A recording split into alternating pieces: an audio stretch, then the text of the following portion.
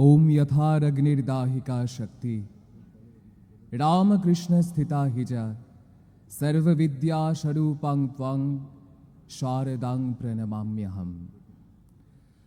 গার্হস্থ্য জীবনের কিছু সমস্যা নিয়ে মা কিছু কথা বলেছিলেন। অনেকে মনে করেন বিবাহিত জীবন আধ্যাত্ম জীবনের পরিপন্থী। প্রাচীনকালে অনেক মুনি ঋষি বিবাহিত ছিলেন, এমনকি রাম, কৃষ্ণ, বুদ্ধ, চৈতন্য, রামকৃষ্ণ প্রভৃতি অবতারেরা বিবাহিত ছিলেন। অবশ্য বুদ্ধ ও চৈতন্য স্ত্রী ত্যাগ করে সন্ন্যাসী হয়েছিলেন। গার্হস্থ্য জীবনের প্রতি উপদেশ মনুসংহিতা, মহানির্বাণতন্ত্র প্রভৃতি বিভিন্ন হিন্দু শাস্ত্রে বিশদভাবে উল্লেখ রয়েছে। মহানির্বাণতন্ত্রের অষ্টম উল্লাসে উল্লেখ আছে, যার বঙ্গানুবাদ গৃহীর ব্রহ্মনিষ্ঠ ও ব্রহ্মপরায়ণ হওয়া কর্তব্য। গৃহী যে কার্য করে থাকে তা ব্রহ্মে অর্পণ করতে হবে। রামকৃষ্ণ ও শ্রী মায়ের বহু গৃহী ও সন্ন্যাসী শিষ্য ছিল। তাঁরা গৃহীকে আদর্শ গৃহস্থ হবার উপদেশ দিয়েছেন, আবার সন্ন্যাসীদের সন্ন্যাস জীবনের অনুকূল উপদেশ দিয়েছেন।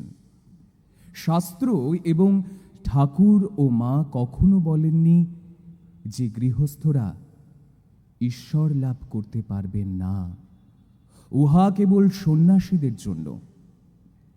শ্রী মা ছিলেন অন্তর্যামী।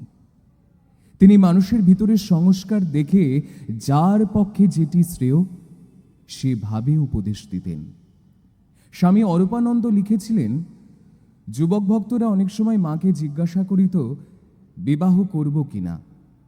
তিনি মন বুঝিয়া কাহাকেও বলিতেন, সংসারীদের কত কষ্ট, তোমরা হাঁপ ছেড়ে ঘুমিয়ে বাঁচবে। কাহাকেও বা বলিতেন, আমি ওর সম্বন্ধে কোনো মতামত দিতে পারবো না, বিয়ে করে যদি অশান্তি হয় তখন বলবে, মা আপনি বিয়ে করতে মত দিয়েছিলেন। আর জনৈক ভক্ত যখন বলিল, মা আমি বিয়ে করব না, তখন মা হাসিয়া বলিয়াছিলেন, সে কি গো, সংসারে সবই দুটি দুটি, এই দেখো না, চোখ দুটি, কান দুটি, হাত দুটি, পা দুটি, তেমন পুরুষ ও প্রকৃতি। মা ঠাকুর ও স্বামীজির বাণীর কি সুন্দরভাবে সমন্বয় করেছেন তার একটা দৃষ্টান্ত।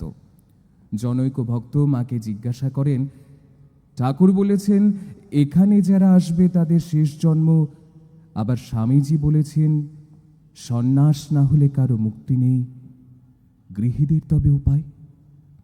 মা তদুত্তরে বললেন, হ্যাঁ, ঠাকুর যা বলেছেন তাও ঠিক, আবার স্বামীজি যা বলেছেন তাও ঠিক। গৃহীদের বহিঃসন্ন্যাসের দরকার নেই, তাদের আন্তঃসন্ন্যাস আপনা হতে হবে। তবে বহিঃসন্ন্যাস আবার কারো কারো দরকার। তোমাদের ভয় কি? তাঁর শরণাগত হয়ে থাকবে আর সর্বদা জানবে যে ঠাকুর তোমার পিছনে আছেন। ওম শান্তি, ওম শান্তি। শ্রীরামকৃষ্ণ অর্পণমস্তু।